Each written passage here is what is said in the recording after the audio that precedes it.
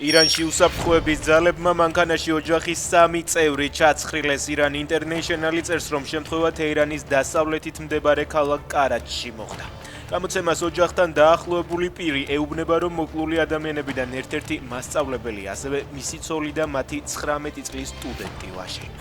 რუსეთის შრომისა და სოციალური დაცვის მინისტრის ყოფილი მოადგილე მოსკოვში საკუთარ სახლში გარდაცვლილი იპოვეს. რუსული მედია წერს, რომ ადგილზე მისვლისას მაშველებს კარი ღია დახვდათ.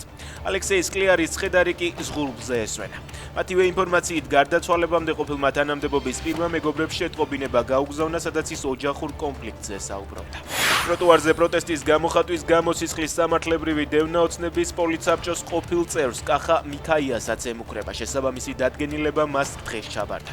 იგივე მიზეზით სისხლის სამართლის საქმის დაწყებას მათ წინააღმდეგ ელოდებიან ექიმი ვაჟა გაფრინდაშვილი და გიორგი წულაიაც. ავარია ბათუმი ჩაქვის მაგისტრალზე კადრებში, რომელიც სოციალურ ქსელში ვრცელდება, ჩანს, რომ გზიდან მიკროავტობუსი და მსუბუქი ავტომობილი გადავარდა.